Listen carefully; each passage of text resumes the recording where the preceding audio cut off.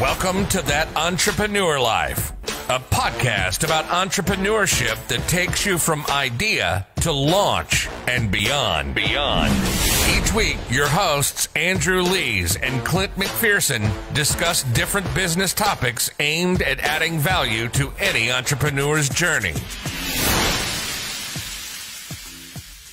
Welcome back, everyone, to another episode of That Entrepreneur Life. I'm Andrew Lees. I'm normally joined by my co-host, 𝗏𝗏𝗄𝗏𝗃, but he's got some of that entrepreneur life things to take care of today with his business. So you just have me, and we got a special guest today.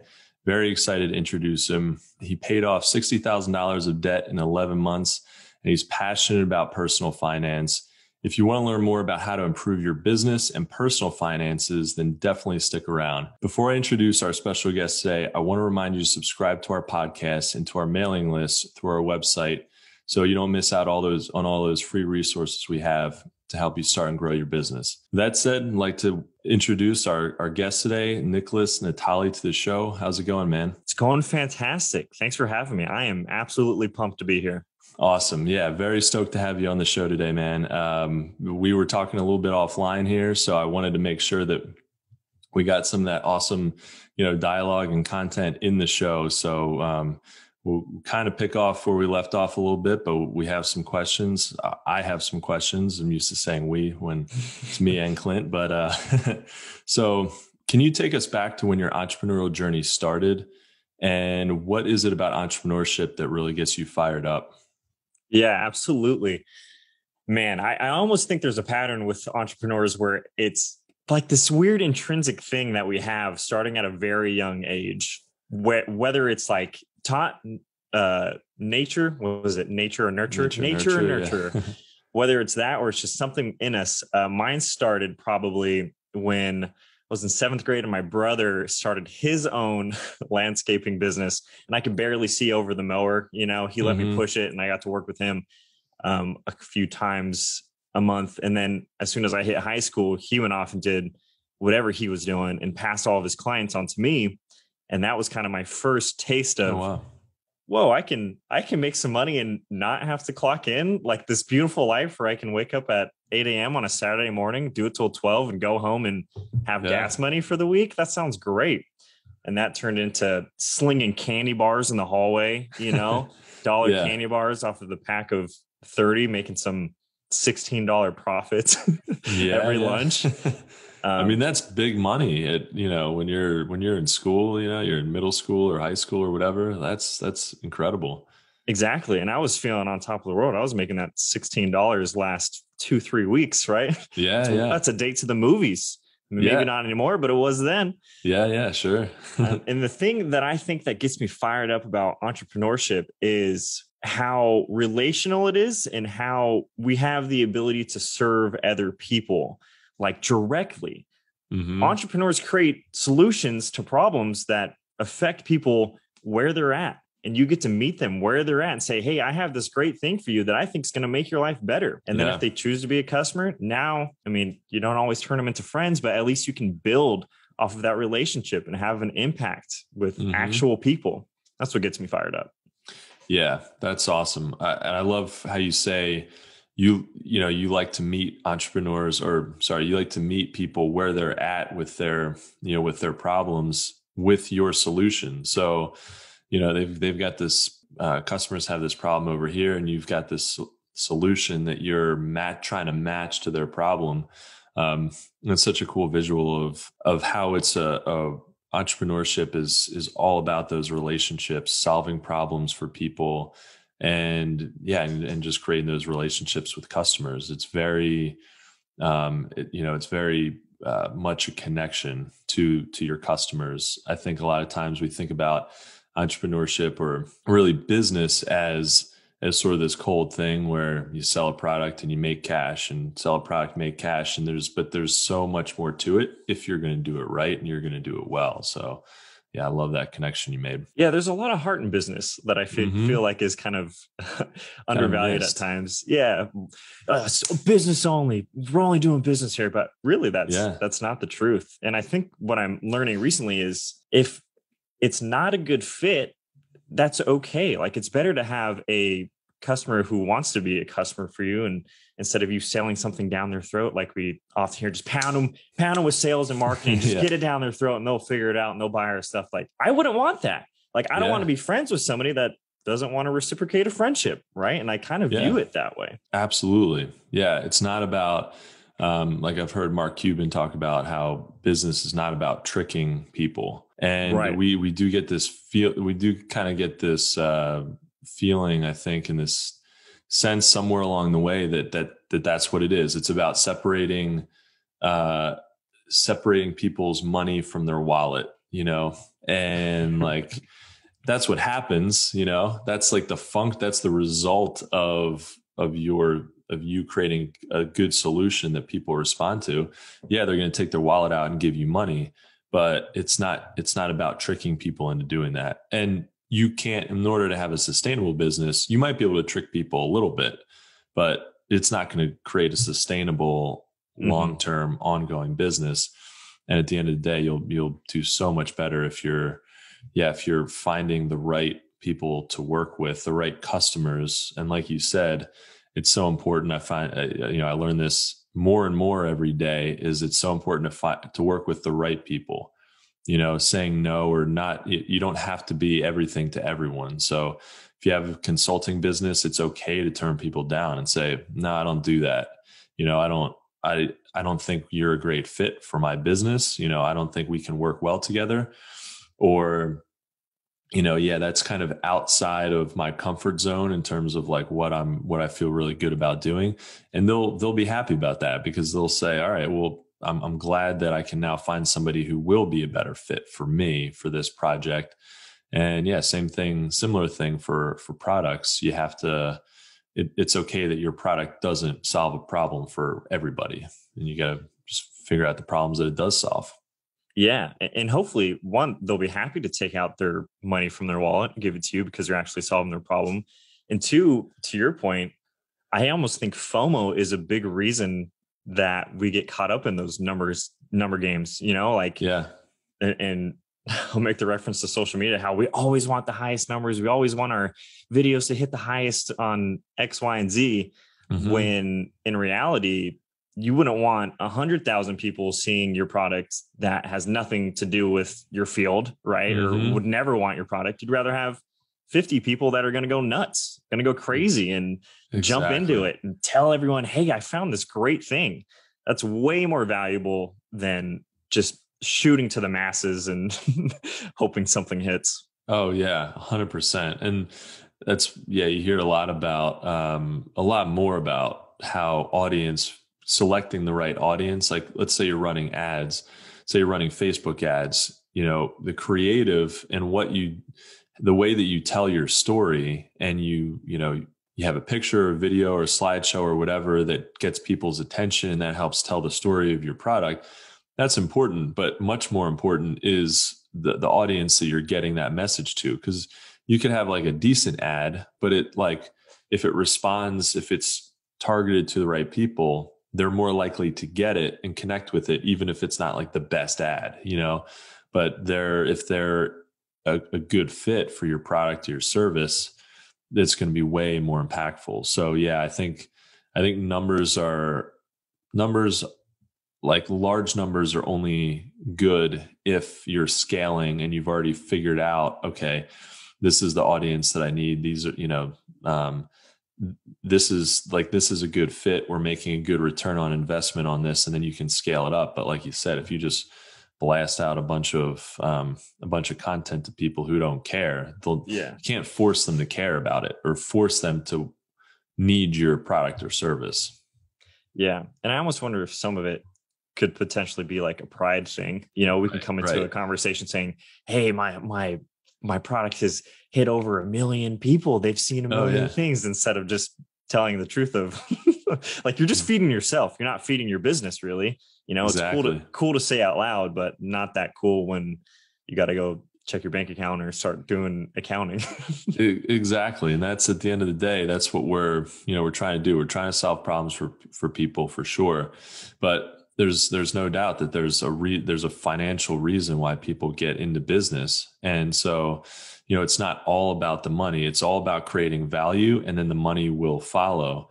But if you're not, if you look at your bank account, if you're doing all this stuff and you're hitting all these vanity metrics and your bank account isn't getting any bigger, then what's the point? You've got like a fun hobby or something. There's plenty of people on TikTok who aren't making, they're doing stuff that is goofy and fun and that they love to do, but they're not making any money, and that's fine. But if you have a business and you're doing that, that's not fine. Yeah, man, I love that term you use, vanity metrics. That's perfect. Yeah. That's like the perfect description for it. Yep. Yeah, it's almost like you have two parts to every business, I would say. Like you have the fulfillment for yourself and kind of like how you choose to run it. And I think that is wrapped around your integrity, right? Mm-hmm. How you choose to go about things, how you choose to serve people, how you choose to bring value, how you choose to just communicate with your customers. Like, do you call and check up on them? Do you text them? Yeah. Do you email them? Say, hey, I really appreciate the business that we have. Or are you just like, yep, that's another number that's buying? And then there's a flip side, or the other side that you've already mentioned. If the dollars aren't coming in, it's really hard to qualify anything that you're doing being a good decision. Like exactly, like you're saying, from hobby to business, there's a real jump there. Another thing I'd like to say about that is switch between hobby and business. I hate to say it, it boils down to mindset. I truly believe it. Yeah. Like, I think there's some sense of people in the hobby realm that don't either take themselves seriously or don't believe that it can actually become a sustainable business. They don't value their time too. They think, I want to make everything free. It's easy to be it's easy to get customers when you're giving stuff away for free. Right. So yeah, I agree with that. Yeah. Yeah. And I think it's the difference between like the taking the risk and saying, oh, but what if I lose, versus the mindset of I can't lose. I won't lose. I'm going to make this work. I think those are two very different mindsets to take on to make it happen. Yeah. Yeah. I love that. I think that's super important. A lot of all this stuff does really come down to mindset. But yeah, you were talking about the money part of it. And so that's like a great segue into my next question about personal finance. And you're really passionate about it. Why is it so important for entrepreneurs to get it straight, not just with their business finance, but also with their personal finance? It's important, one, I will say, because come to find out, nearly half of America is in debt. And not only are they in debt, half of America can not afford a $400 emergency. Yep. That's terrifying. It really is. It really is. Yeah, I've heard that before. That's so scary. And I think one thing to consider in regards to your personal finance and how it relates to your business is, if you can't do it for yourself, you're not going to be able to do it for your business. Right. Yeah, if you can't be faithful to the small thing, not saying the money is small, but this small task of budgeting each month, how are you going to account for your business? Exactly. I think that's why it's really important. Yeah. Yeah. I completely agree. And we kind of, a while ago, when I first started my first business, I don't think I had my personal finances really dialed in, and I wasn't really on top of that. And I really just thought, I'm going to just make more money. I'm going to start a business. I'm going to make more money, and that'll like take care of everything. And yeah, there's a saying that sales cures all. And I 1,000% believe that, because if you think about a lot of the problems on a daily basis, especially as an entrepreneur, sales really does solve. Like, think about all the problems you have. A sale will solve most of those problems, probably. But you also have to be responsible with the money that you already have, and with how you spend your money personally. And you can't just say, well, I'm just going to start a new business, grab a new revenue stream, and that's just going to fix everything. You really have to be budgeting and understand how the money's going out, so that you understand, well, how much money needs to come in and how are you going to get that money. And so yeah, I agree. I think it's so important. Yeah, and I think it opens the door to calculated risks, right? Yep. If you have this, and I don't want to say fallback or anything, but if you're not worried about a catastrophe hitting you, you're going to be more willing to take those big leaps. You're going to be more willing to leave the job, right, and go start that business because you allow yourself that time.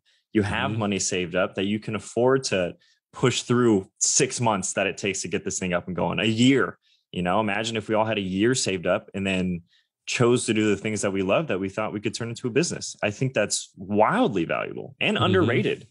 Yep, exactly. Yeah. And you don't have to, the second you get a little money, you don't have to spend it, I mean, right. You're right. It's so good to live, within your means and, as long as you can. And obviously there's things that we want, that go above like a need, something that we want. And within reason, we get that. We have some level of standard of comfort that we want to have, we don't want to be eating ramen every night. That's kind of important to figure that out, and have some kind of a balance there. So that you're comfortable enough, to continue to pursue whatever you're doing comfortably. But yeah, just living within your means and not overextending yourself personally or in business is so important. I mean, a lot of businesses, you see they get like a round of funding or something. And sometimes people think, oh, I did $1 million raise or $10 million raise. And like, they feel like they've succeeded. And it's like, nah, you haven't even made a sale yet. That's when you've succeeded, is when you made your first sale, and you got a whole long way to go to be a sustainable business then. So I think when you're the minute that your revenue outpaces your, the money coming in outpaces the money going out, you're in a pretty good spot. And you got to just make sure that there's enough of a margin there, enough of a profit to make it worth it. Yeah, 100%. It really boils down to a pretty simple equation, like you just mentioned. Like on a personal level, if you spend less than you make, it's going to be really hard for you to go broke. You know, and I think there's something with entrepreneurs. I can't say it for all of them, but I think there's a fear of poverty. I really do think that that's a really large driver for entrepreneurs to go super hard on their business ventures, because they have this fear of poverty. And maybe it's something from, a young age, or maybe they grew up poor and now they're like, I'm never going to be poor. Yeah. It's a really easy equation to follow. Just spend less than you make and you'll be all right. Right. Granted though, like we already stated, most of America is in debt. So that brings a whole new ball field to the game, because you're starting below zero. You're not even at ground level yet. So I know. In regards to that level of comfortability and living comfortably, I am about that. But I feel like I'm about that once it's earned, right? I think once you're out of debt, then you can start enjoying some of those fruits. But while you're in debt, I think it's time to sacrifice. I think it's time to delay the gratification. And maybe to your point of like, you haven't made a sale with your business. I think you got to start sacrificing in certain areas until it happens. Yeah, exactly. And people are just buying some stupid shit. It's incredible. My wife and I just recently got a new car. It's been a long time since we had gotten a new car, even looked for one. And we were in the dealership, and there was we were looking at Audi was one of the brands that we were looking at, and there was like a $140,000, whatever it was. It was like, I don't think it wasn't an R8, but it was like the step right below R8. It was a super expensive car, and I was like, I just told the dealer, I was like, I'll be back for that in 10 years or, whenever. Right. Like, I'll be back for that when I can pay cash for it. Yeah. And he's like, man, you wouldn't believe how many people come in here and they're making 70 grand and they think they can afford that car. And it's, it's like, man, and I'm sure people, I'm sure people's car payments are more than some people's mortgages easily. So it's just crazy. It's a matter of, I couldn't agree more. I think, get those luxuries when they're earned, but, just be careful. Time, you got to sacrifice something along the way. Yeah, that's a terrifying thought, to have a car payment that's higher than your mortgage. It's so Oh scary. yeah, it's insane. But I think that there's probably plenty of people who have that situation, and so it's yeah. To your Yeah. point, man, it's good to sacrifice a little bit, and because you're not stressed. You're not like working for, and I've been here, by the way, I've been in this situation definitely where I feel like I'm working to pay for something that's already been spent. Yep. And that's scary. So yeah, but once you get out of that, you never want to go back. Yeah, it's a super tough spot. And I think part of it has to do with something we already mentioned, of like delayed gratifications and things like that. But I think it's also putting money into things that aren't wealth building in general, like that. That Audi is gonna plummet right when you drive it off the lot, and it's almost a face value type of purchase, right? And I mean face value as in you drive it off the lot and you're inviting your friends over to look at your new car, and they're like, cool. Sick car, very cool car. That's cool. You have that, and then they go home, and then you have this car. And then what? Then it's awkward for everybody for the rest of your life. You know, like you're in this terrible car payment forever.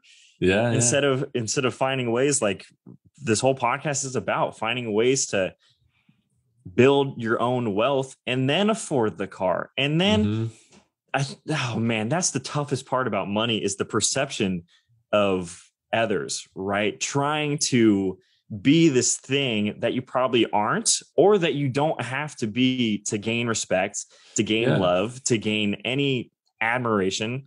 Most of the people I hang out with have super old cars. Yeah. Nobody cares. I'm just happy you showed up, right? Yeah. That's the whole difference. Like put away the need to be perceived as something of value to other people, because it's not worth it. You should have some intrinsic value for yourself. Exactly. And that's what it really should be all about, yourself. And, you know, it should be you should be focused on yourself now, and also your future self. Right. So I love the video. I mean, you can still, it's definitely on YouTube, of Jeff Bezos being interviewed about Amazon in the early days, but they were still doing well. Like their trajectory, they were interviewed by, you know, a major, you know, something like a major media company. So it wasn't like some weird offbeat, you know, small town interview that he did. It was like he was getting national attention at that point.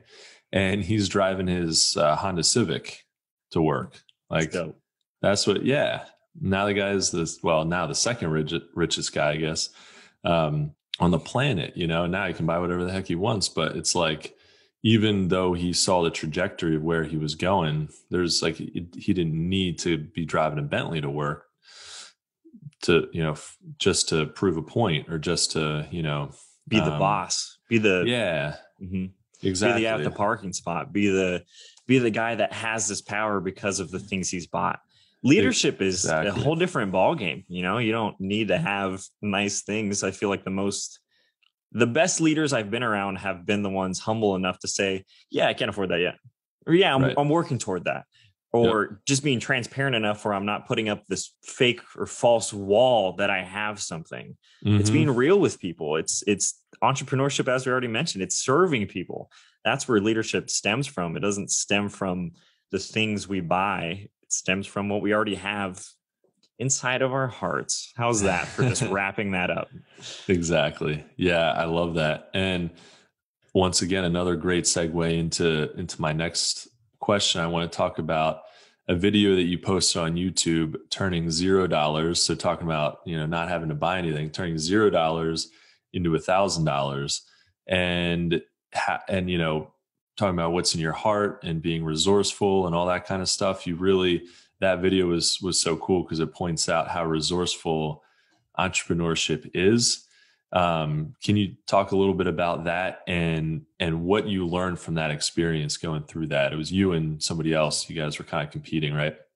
That's correct. I did it with a friend of mine. His name is 𝗶𝗶𝗆, and he owns a successful construction company called 𝗏𝗏 Sons. So he had an advantage on me. I will say that he had a couple of years of experience. He got right to those rocks, man. Oh my gosh. He knew what he was doing. He knew that it was right from the get-go. He knew that people would pay to take care of rocks. Like I wouldn't have even thought about that. So he was like, all right, they're going to pay me $150 to get rid of these rocks. Boom. I'm already 150, 15% of the way to my money. And all he had to do was haul some rocks. He had the truck. So he had that advantage too.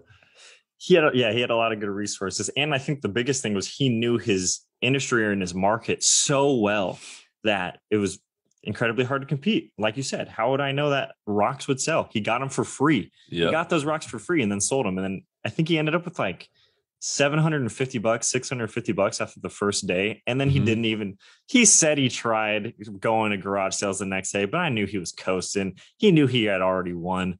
Yeah. But my strategy was also, I think, telling of where I've made mistakes in my own entrepreneur journey is I focused on way too many things. I tried drop shipping from the very beginning. And then I went door to door to every company in my area and was like, hey, do you need a website? Hey, do you need a website? Which I think is like the hustle is there. The hustle is definitely there. Yeah. The hustle is there. And then I went to flipping things in Goodwill. But all of that, I think, I could have had more results in that challenge had I chosen to focus on one thing. Okay. And I think here's something that I've learned in the past year. I don't know what it's called, the 5 1s or something like that. It's better to have one audience that you're targeting, have one solution that you're providing, have one marketing strategy you're going for, and do it for a year. I think I'm missing a 1 there. But the point being, if you have all of your focus and you're willing to commit all of your resources and time to a single effort, it's going to be very hard for you to fail. Yep. And to wrap it up with the conclusion of what happened in that video, I think I made $15 in 48 hours and he made $750. So I took an L. Fun. Yeah. Yeah. Well, and I mean, he didn't get to $1,000, but he knew, cause he knew, okay, I can get paid to take these rocks away. Then I can sell the rocks. But then it was then there was a gap there too, right? I mean, it's not move. Exactly. Okay. What's the next thing? So that's amazing because you bring up a couple of good points. Focus so the first thing you mentioned, which I thought was really cool, was that he knew his audience, or he knew his market. So that's super critical. If you have some good knowledge about a market, about an audience, about, the way that you can make $1 in doing a certain thing, like that's a big advantage. And just starting from scratch, pretending like you don't know anything, it's tough. That's really tough. Yeah. So you got to start with some knowledge base. And then the second thing was focus. I totally agree. I think especially as entrepreneurs, I've been guilty of this to some degree. I'm probably guilty of this I'm definitely guilty of this to this day, is not focusing on, not going deep on one thing. And that it's tough because all these opportunities kind of pop up and you're like, especially in the beginning where you're not sure, where you can make the most impact and the most money. You think, I'm just going to try a bunch of things, throw a bunch of shit against the wall, and eventually something will stick. Yeah. And there's something in that, but I think the focus thing is super important. Build that one audience, figure out where you want to be, what audience you want to have, and then build that audience, and you can then provide solutions to them. You can start with one, and then you can build it from there. So I think focus is really key. Yeah. And I think there's something to trying a bunch of things. There just has to be a decision at some point to choose that one thing, right? You can have 7 really shallow wells that don't give you a lot of water, but if you had one really deep well, that would bode super well for you. And I think to piggyback off of what you're saying too, like the first thing we always do when it comes to trying a new business venture is to research, right?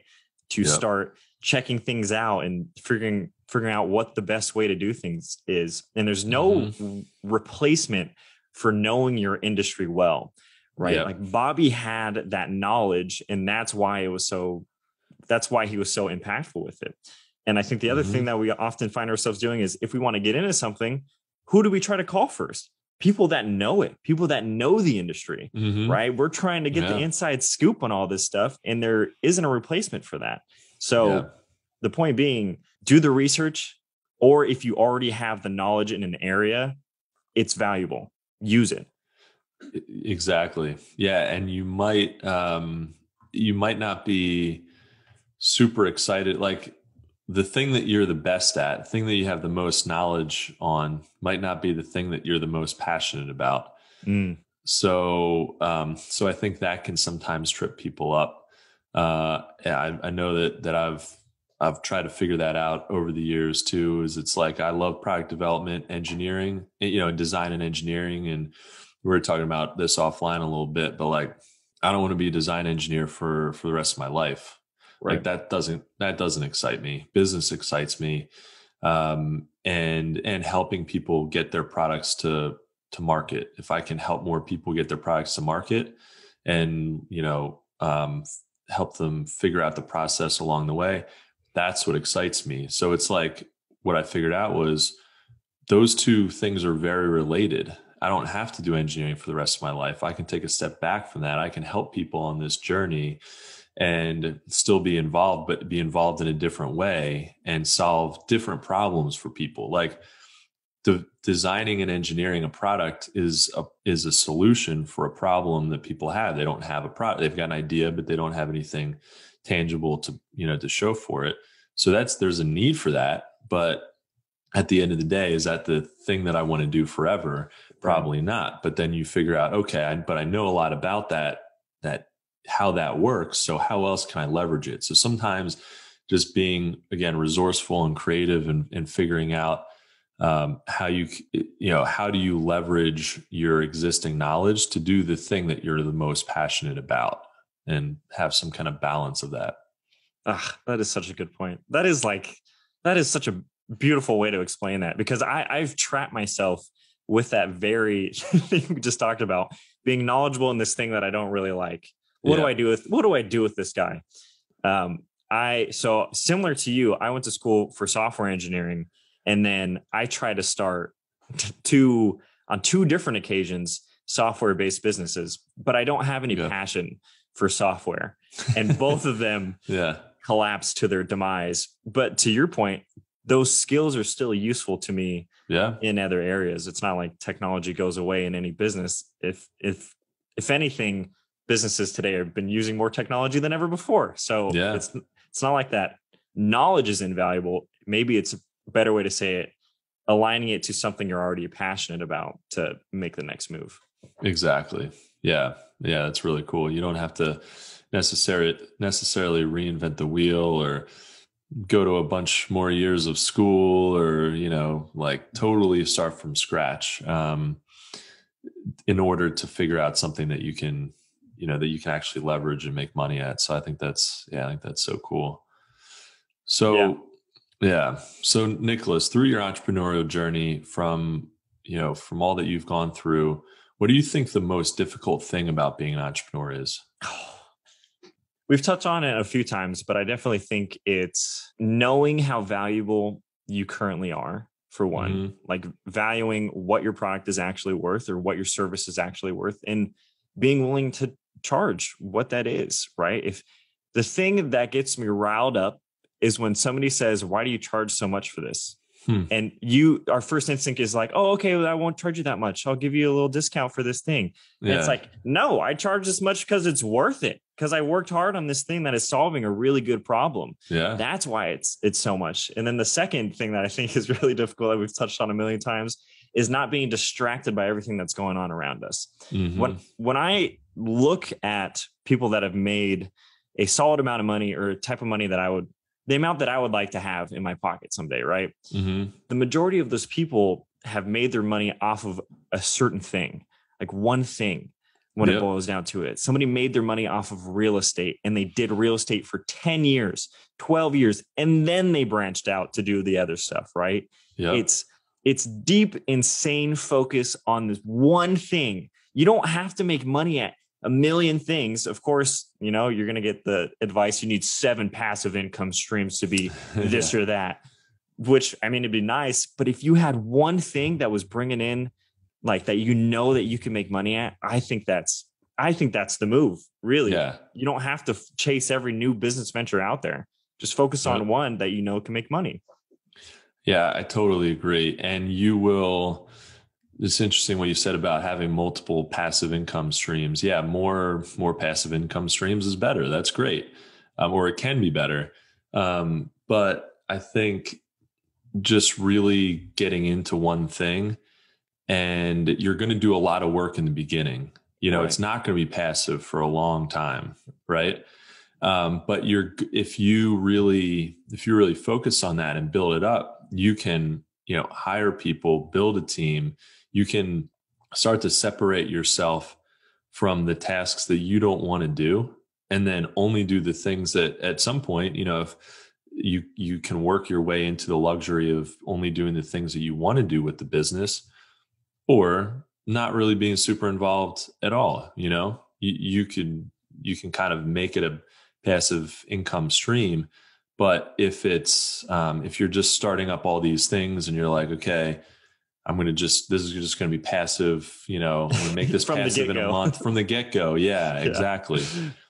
You might make a few bucks, but it's going to be really tough to make like really decent revenue on that. And then, if you do it that way, you will need 7 passive income streams.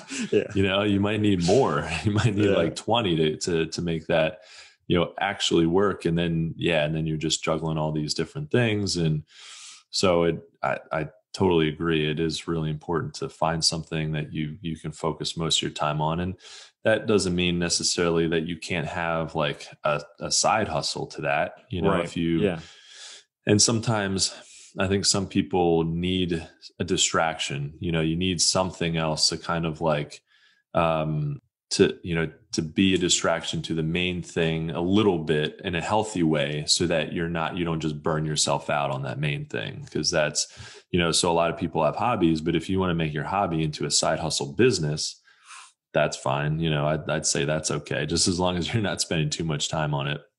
Yeah. 100% agree. That's so funny that you mentioned how passive income streams take a lot of work to get up. And that's the thing that's the thing I've been caught up on a lot of my entrepreneurship journey so far. It's this shiny thing that I'm like, passive, love it, want that, please bring that in.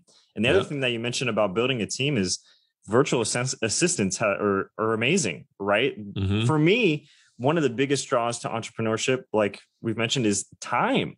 Mm-hmm. I want my time to be my own. I don't want to clock in at a job and have the boss say, hey, you have to stay late for 12 more hours. I don't know. That seems a little excessive, but you get the point. But if you have something that's you've already worked on and you're starting to automate and it's already reaping you benefits, not to say it's passive, but it's a lot more fun, right? Mm-hmm. A lot more time is now in your hands. Sure. So I 100% agree. And to your point about burnout, my goodness, is that one of the biggest battles in entrepreneurship? Maybe you feel the same as me, but I feel like for many entrepreneurs, or I think they're called high achievers, people that are like need to achieve things in order to feel good. And I'm definitely in that spot, whether it's big or small. All right, cooking breakfast on my to-do list and mark it off just so I can feel good. I'll be honest. Good, yeah. Absolutely. But burnout is such a real thing where if you don't have creative outlets or like the self-awareness to give yourself a break, right? I think that's a huge thing that I've had to learn in my recent years.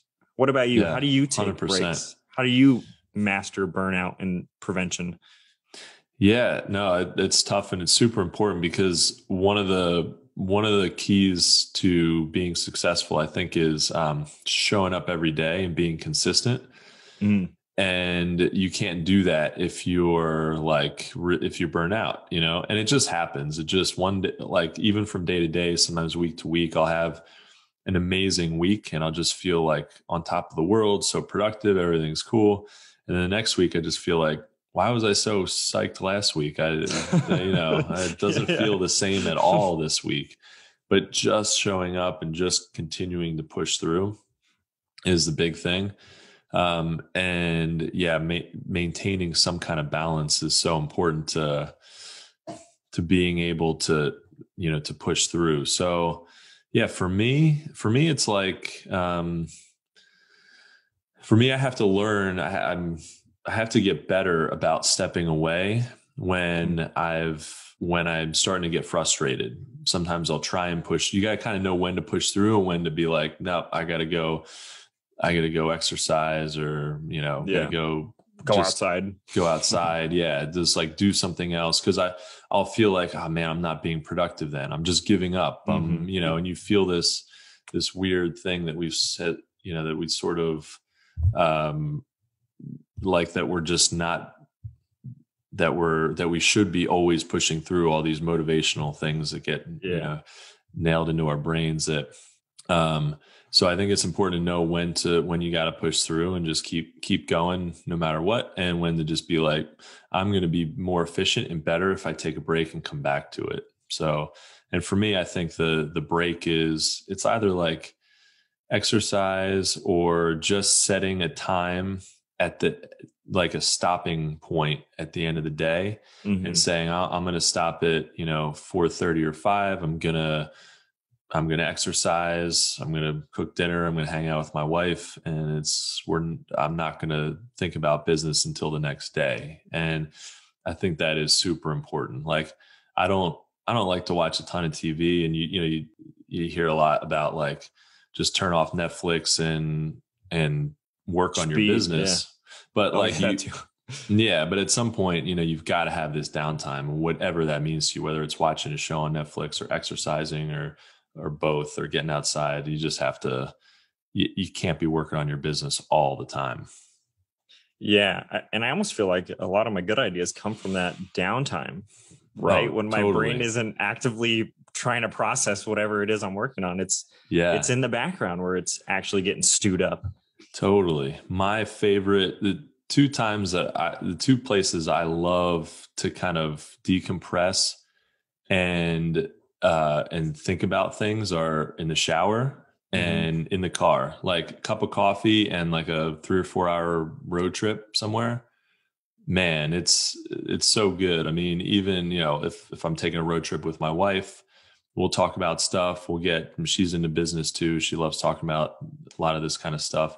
So we'll get some really cool ideas figured out there. Or even if it's just myself, you know, chugging a cup of coffee and driving, the ideas, I just feel like everything becomes really, really more clear when you have that time to think. Yeah, they do say that if you do a task that you've repeated a lot of times and it's kind of second nature for your brain, that your subconscious can start coming into play, and you don't have to even like, it's almost like you are halfway distracted enough that your subconscious can still process problems without burning all of that firepower that you've been using in the daytime. That's cool. Something that has helped me recently, not only with let's just focus on one thing, but with the burnout aspect, is I've been trying these different routines, and I'll tell you which one has worked best. I tried this routine where I'm like, all right, I'm going to wake up in the morning, and then I'm going to pray, and then I'm going to stretch. Then I'm going to write down my to-dos, and then I'm going to make breakfast. Then I'm going to hit the gym. Then it's very like, I'm going to have this perfect morning routine. That means absolutely it's just busy, right? It makes me feel like I'm productive. That one burned me out like crazy. It was awful.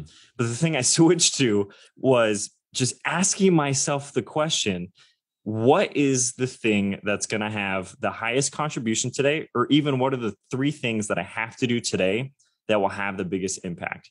Because then for me, someone who needs to feel like they're achieving all day long and loves to do a little busy tasks to make myself feel good, once I know I've done that one big thing, 2 or 3 big things that I know are going to have a big impact, I can take my hands off the reins. I can feel okay, like you're saying, 5:00's here, I'm done. I can feel all right and not maybe punish myself mentally, like, oh, turn off Netflix. You better start grinding. You got to stay on that grind. It changes my perspective on all of those things. Yeah. Oh man, I love that, because that's actually something very similar to what I do. Usually take a shower at night, and like while I'm standing there and I'm kind of thinking through things, the thing that I'm thinking about the most is, what am I going to be doing the next day? Yeah. Kind of do a quick recap on, on the day that just passed, but more importantly, it's like, okay, what are the 2 or 3? And I think that's a perfect number, like 2 or 3 things.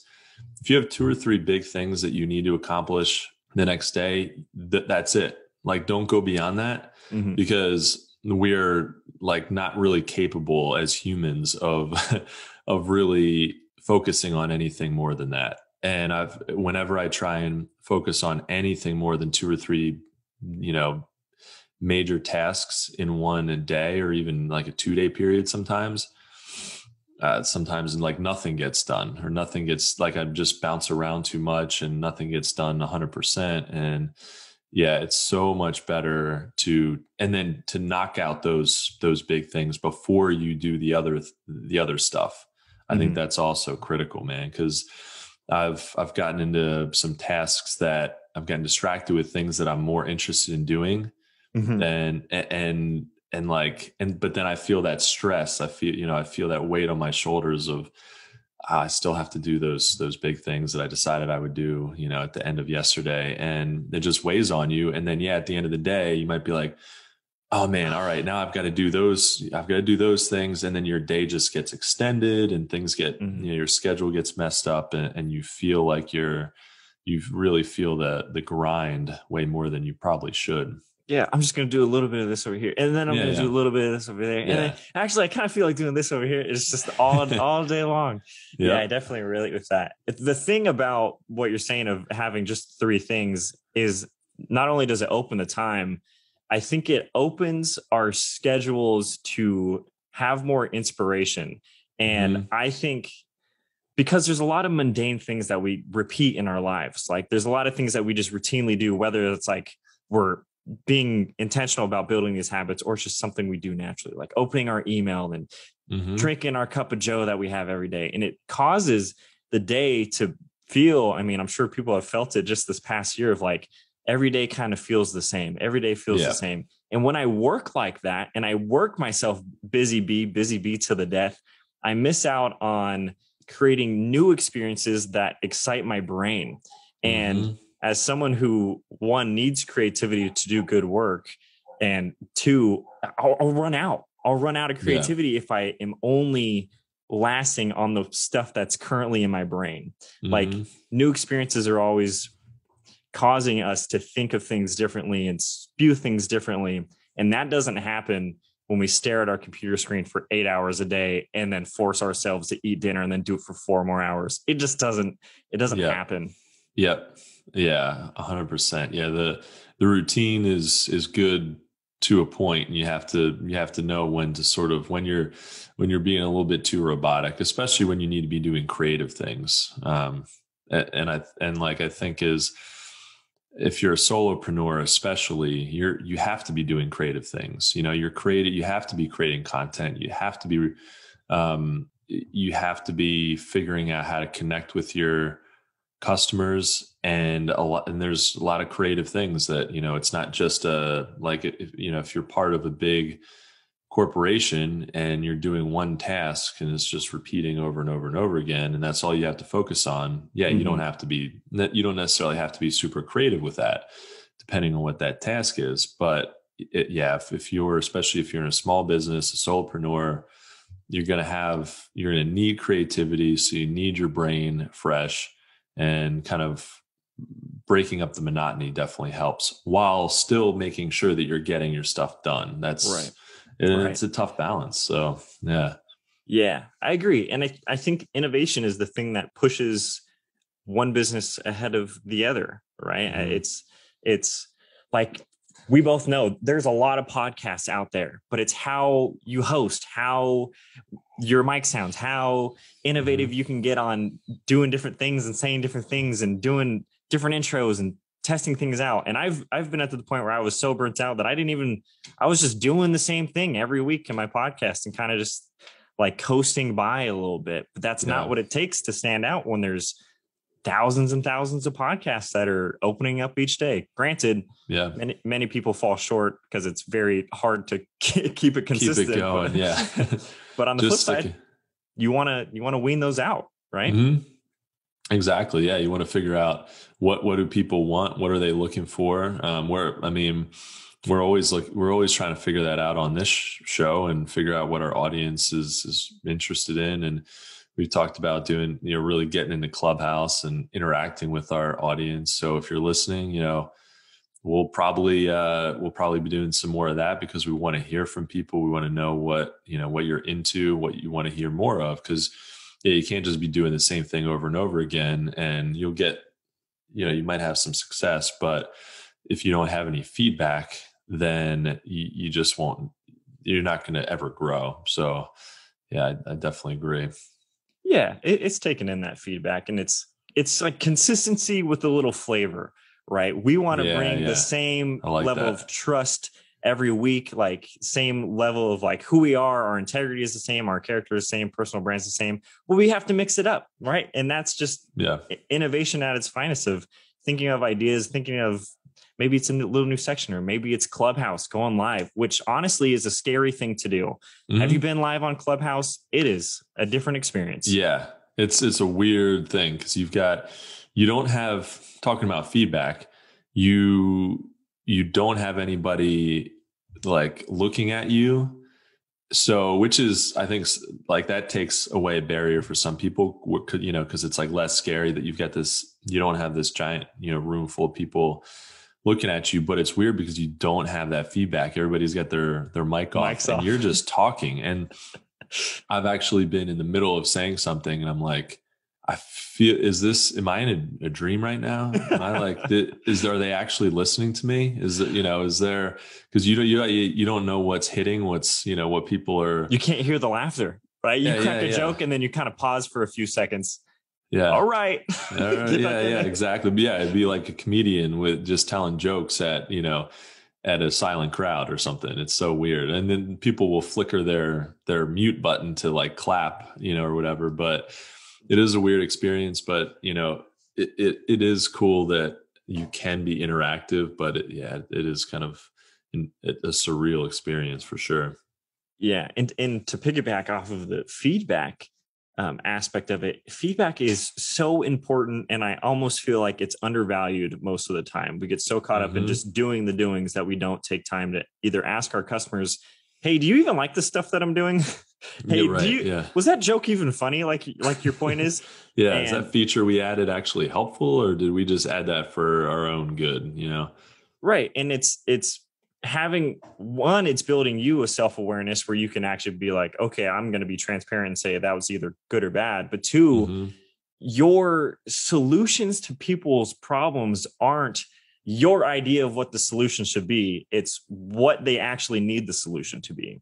And the only way you find that out is to ask questions or to get in touch with people that are using your service or talking to you if you're a coach or whatever it may be, and saying, what am I doing right and what am I doing wrong in your eyes? And granted, not every feedback is going to be true. It's not going to be beneficial to you. Like they may be biased in some aspect or taking out some grievances they've had with someone similar to you. If you're a coach and they just came from a team where their coach was really mean to them, they'll be like, you're mean, maybe, just like a bias that they have. But it's so important to constantly have some sort of feedback loop that you can look to and have a trusted group of people that are going to give it to you straight, whether they're huge fans or they don't even really like it. If they're going to be honest about it, and that's something that's really important to have. Yeah, that's what you need. Yeah. And you have to be willing to hear that feedback. And that, because I think a lot of people aren't. I think it's difficult for a lot of people to hear any feedback, any potential criticism, but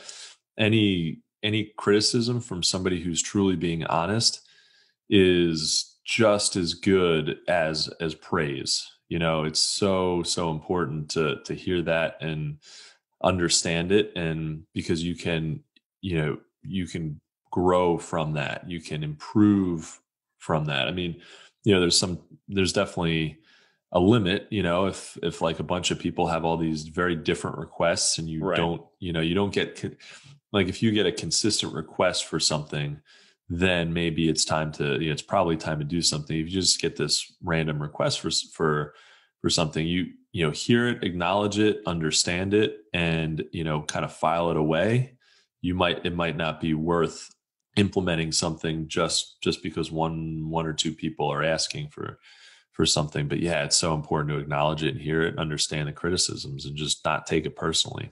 Yeah. But that's not easy. Yeah, that's very true. And even beyond getting feedback about your business, when do we ever ask our friends feedback for ourselves? Feedback about how we are as people? Yeah, because that's true. Our character is such a driver of everything we do in our lives, and we hardly ever get feedback on it. Rarely. Like we should be taking the time to go out of our way and ask our best friends, like, what's it like hanging out with me? Yeah. How am I doing, man? Yeah. Rate me on a scale of 1 to 10, like, as a friend. Yeah. And give them the space to be honest and have a open conversation of like, this is who I think I am. How do you perceive me?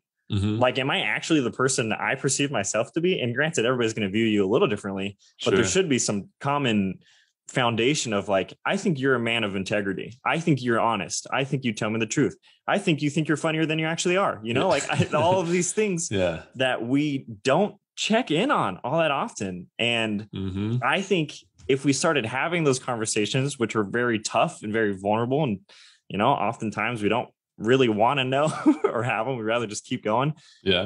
I think if we can bring ourselves up, it's going to make our whole lives better, our relationships better, and hopefully our businesses better too. Yeah, I completely agree. I think that's a really cool thing. And if, you kind of understand how you are as a person and how you are, how you operate in your business, it just, any time you can get some feedback personally or in business, it's such a good thing. So yeah, that's so cool.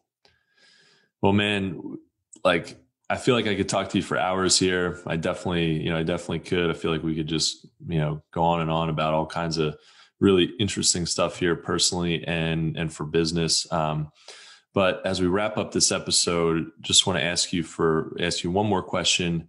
If you could leave our listeners with only one piece of advice, what would that be? First, I want to say, Andrew, thank you for having me on the show. This has been a lot of fun. You're a great host. Man. I've loved being here. The thing that I'd leave your listeners with is focus on your mindset for sure. Be willing to make the decision that failure is going to happen, but when it does, already have it pre-chosen in your mind that you're going to push through it. Don't let it be such a big obstacle that it deters you from completing whatever it is. And in that realm of mindset, start to take yourself seriously and watch the way you talk to other people. When you mention this business idea do you come in with reservations that it's already going to fail? Do you come in with, it's tough. This is a tough market. This is going to be a tough idea to implement. Have the courage to go all in on whatever it is you're doing and speak like it's going to succeed. Because when you speak it, you're going to be it, and then you're going to do it. And then who knows, you might just succeed. You might surprise yourself. So that's what I'd say. Yeah, that's cool. That goes back to the mindset thing of, you've really got to try and get into that success mindset as much as possible. And that's just not always easy. There's some days, weeks, and months where I just kind of feel down. I mean, honestly, this morning I wasn't in the best frame of mind in terms of like, I was dragging this morning. But this is cool. This podcast, I always love doing this and talking with guests like you, and it kind of elevates my vibe and, gets me really amped about business and entrepreneurship. But it is that mindset that carries you forward, and that helps you to believe that what you're doing is possible. And just dig in, because it's not going to be sunshine rainbows all the time, and success comes from, just like we talked about earlier, just showing up every day and doing the best you can. Heck yeah. And that's like the beauty in the struggle, right? Like, I don't think we'd want it if it was going to be super easy the whole time. Our best memories are from times that we struggled and we persevered most of the time. Yeah. Exactly. That does make it interesting. I think if we can find the joy in that, then it's like, then that helps elevate our mindset and helps carry us forward. So it's not just about, well, when I reach this point, I'll be happy, because there's always another point to reach. Doesn't matter how successful you are. Like we were talking earlier about, we had Terry Jones, the founder of Kayak and 𝗿𝗵𝗶𝗀𝗄 on the show a little while ago, and he started $2 billion companies. And now he's like reinventing himself and written a couple books and sort of starting all over with that, and he's just excited, like a fresh entrepreneur, just ready to go. And just because he had these massive successes before, he's like embracing the journey from scratch again and doing this new thing. So we're always sort of on that journey. Yeah. We're always being a person. There's things we want to do, but we're always striving to be a type of person. That's where it doesn't end. You're always you. Yeah. You kind of have to choose who you want to be, right? Exactly. So just have fun with that. I love that. Amen. Awesome. Well, man, it's really been a pleasure. Thank you so much for being on the show, Nickolas. Andrew, you're awesome. I hope to keep in touch. You're great. I appreciate it, man. Thank you all so much for listening to That Entrepreneur Life. To learn more about what Nickolas is working on, check out at @Nickolas Natali on Instagram. Is there anywhere else that people can find you? Yeah, I got a podcast, The Nickolas Natali Show, that you can check out on Apple Podcast, or you can head to the website and find some goodies there. It's just my name at @NickolasNatali.com. I was just going to say myname.com, but that wouldn't be the actual domain. So myname.com. People type myname.com. Oh, that's not it. That's awesome. Cool. So and if you like what you heard today, please subscribe to our podcast, and don't forget to download our free ebook about the success mindset at thatentrepreneurlife.com. Thank you for continuing to support what we do as entrepreneurs, and don't forget to join us next week for another episode of That Entrepreneur Life. Thanks for listening to That Entrepreneur Life podcast.